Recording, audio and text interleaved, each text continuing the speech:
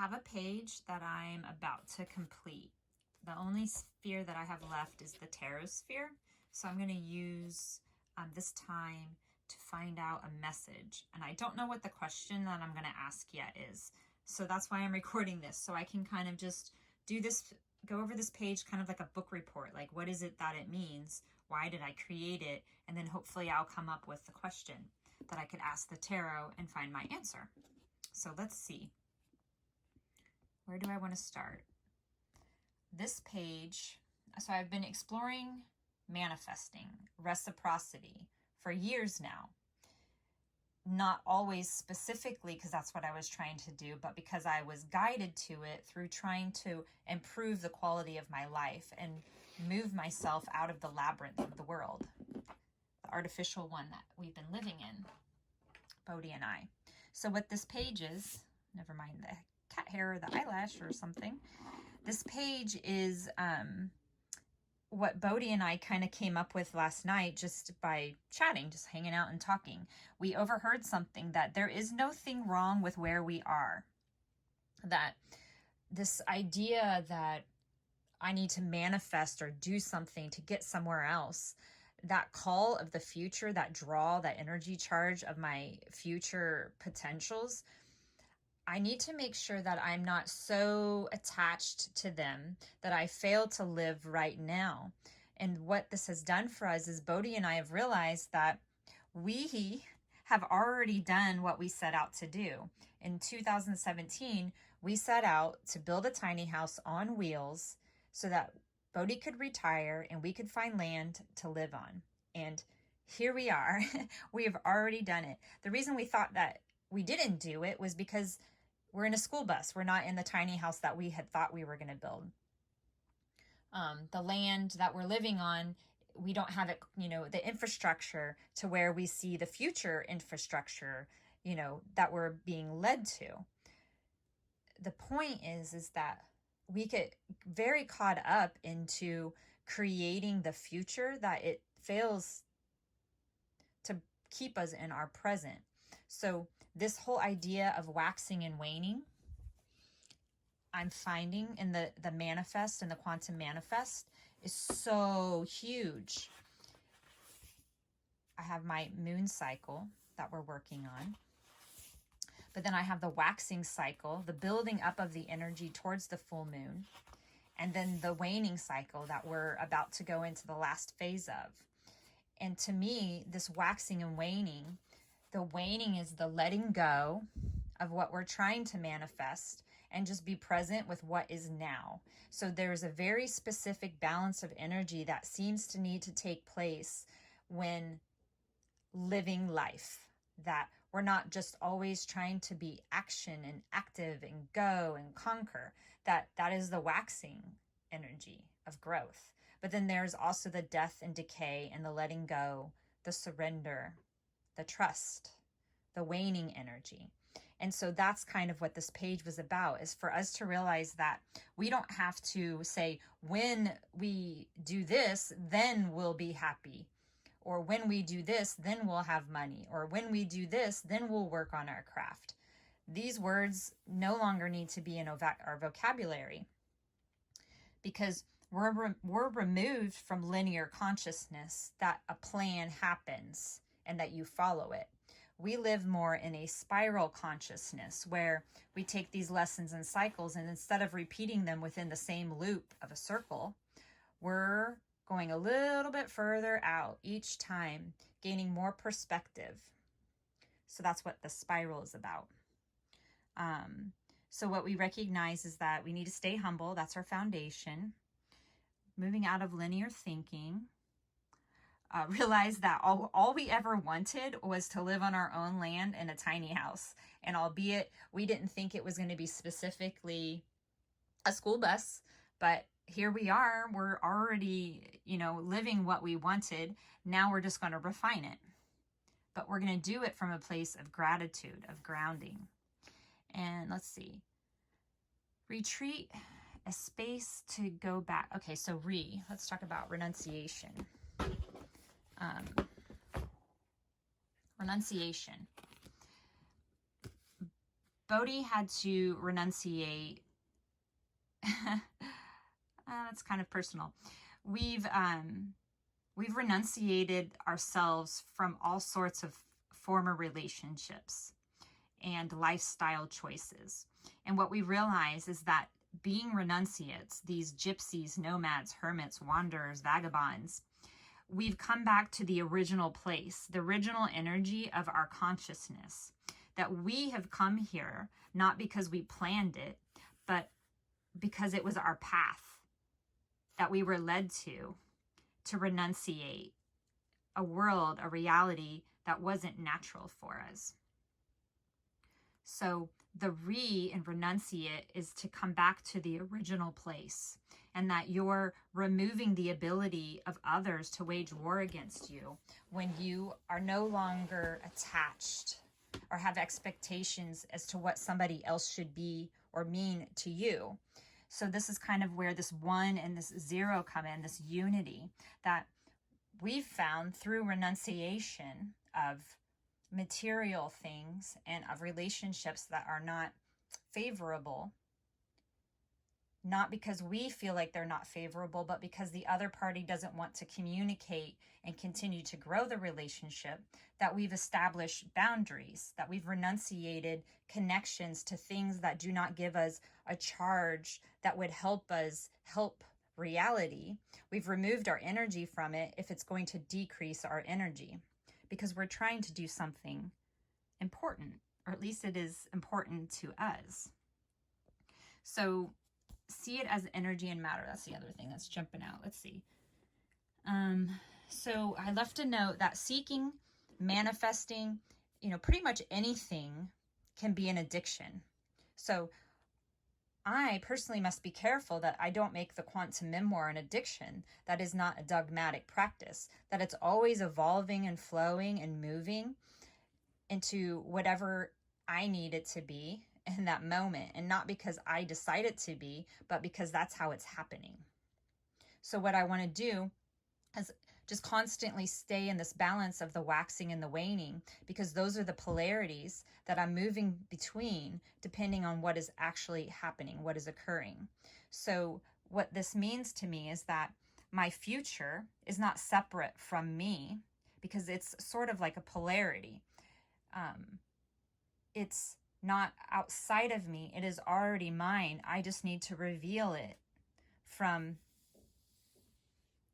no longer chasing the dragon, no longer going in the circles over and over again, repeating the same cycle. Instead, I want to move out of linear consciousness into this play, this lifestyle dance where I heard someone say something. If you fall down, just make it part of the dance. Feel good, actually. Feel Good, PHILGOOD. He's on YouTube. Yeah. So what will be my question for the tarot? The question is, we've already done it. I need to recognize this. I need to stay humble.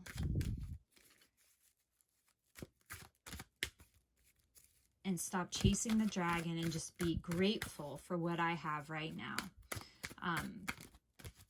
What does gratitude, gratitude.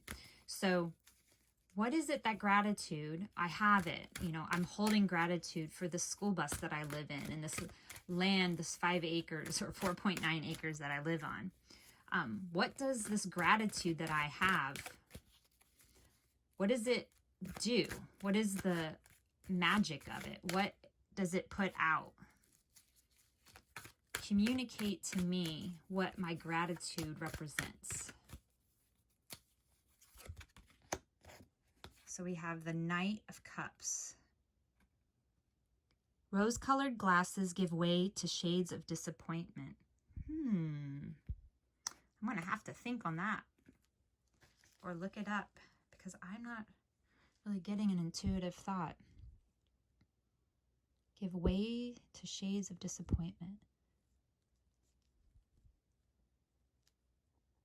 I guess be present with what is true. Don't pretend like now is something else. Be truly grateful for it.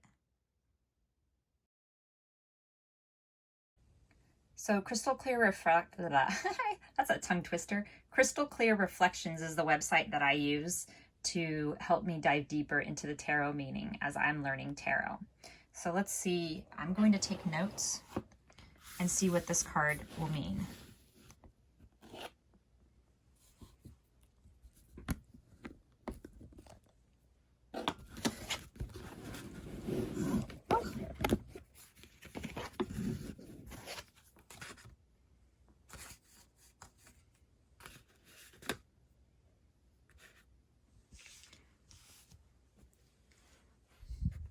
So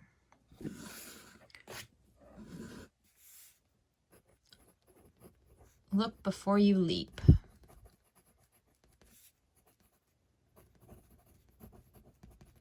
Leap. Leap is one leg in and one leg out. If you think about a leap, it's kind of like a skip. According to Bodhi, the phys ed teacher, or the former phys ed teacher, get the whole picture. Get the whole picture. The word whole is kind of standing out in my mind. Whole picture. So this whole picture to me is the one, the unity, the zero. 1 and 0 seem to kind of be the same symbol in some sort of way in my mind right now. When you allow yourself to feel only what is pleasurable, you might end up denying your inner self and your reality.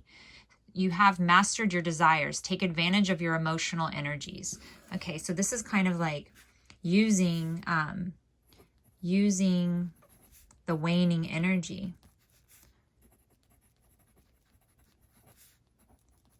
So we're thinking of the waning energy as dark energy. People maybe don't like to be passive or trust or just sit back and watch something.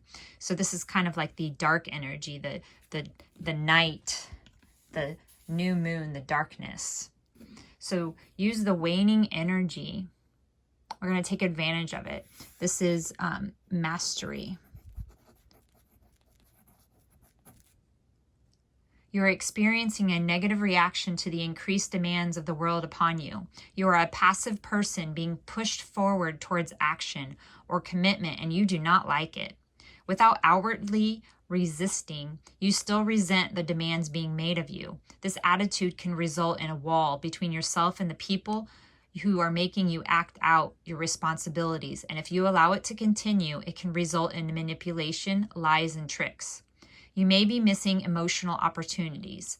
There's a creative block, taking too much energy from the group or giving them too much. So this is about balance. It's this thing that I was saying down here, that this polarity of seeking too much or not seeking enough, right? Trying to manifest too much or not manifesting, putting actions towards doing it enough. It's that addictive personality or trait that we are in one part. So if you have a spectrum, right, you have 1 degree down here and then you have another degree over here. And somewhere in the middle is where we move. I don't think that you want to so much go to the extreme, but you do move to back and forth into polarities, or at least I do. Taking too much energy or giving too much. So the Knight of Cups is saying to not to just leap in, get the whole picture, but it's not saying not to leap, not to go. It's just saying make sure that you are in right relationship with what you're approaching is kind of what I'm getting. So I'm going to put that right relationship. This is something, these words keep coming up, to be in right relationship with X, whatever the thing is. We need to make sure that we're in right relationship with it. So questions to answer. So that's what I like about this crystal reflections. They ask you questions, and then it also gives you the position of the card. So the question is, What dream, vision, or ideal or love are you following? And who is inviting you on a journey of emotional significance? I would say that I'm inviting other people. So what is my gratitude representing? Let's put the question down here that I had come up with.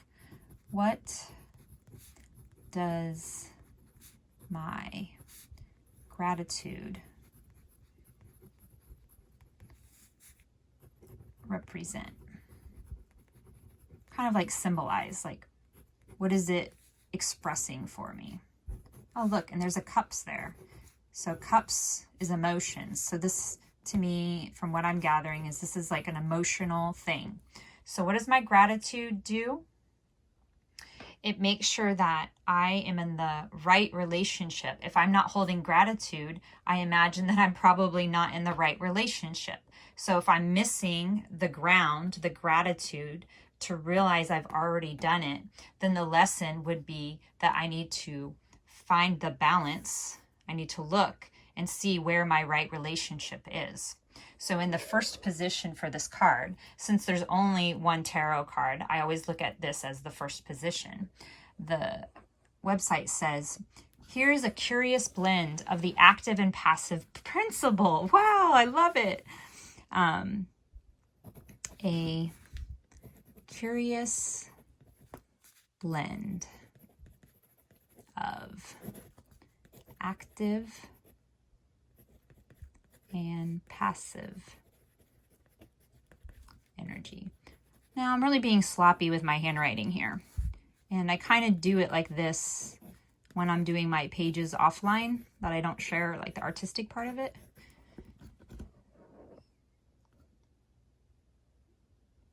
Okay. It says, for in loving, you are passively surrendering yourself to that love, and yet once committed, you are active in defending your love to the end if necessary. Here, both passive and active are maximized, giving it the power to create legends. So what does my gratitude represent? I'm going to put I'm going to do the passive active. Passive. Actually, you know what? I'm not going to write passive active. I'm going to put wax and wane, because that's the code that I work with, you know, in the memoir, is the wax and wane. They represent the same thing, passive and active. So wax and wane are maximized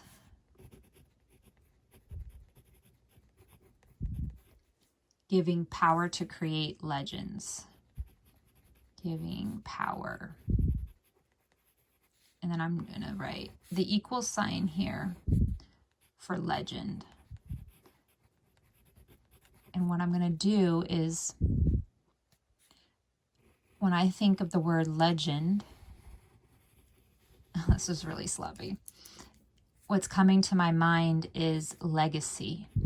When I very first started the Quantum MeMoir, I was thinking that it's my legacy. And I was really kind of embarrassed and not bold to claim that, because I felt like it was too whatever. You know, I was applying it to a different world, reality, a different perspective.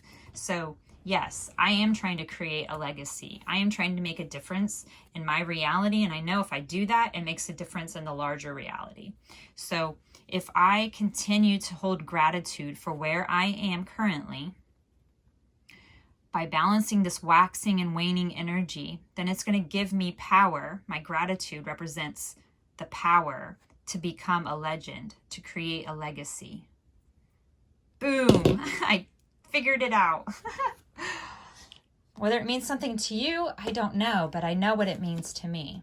So recognize where we are right now. There's nothing wrong. Even if you don't like where you are, it's information telling you where you're going.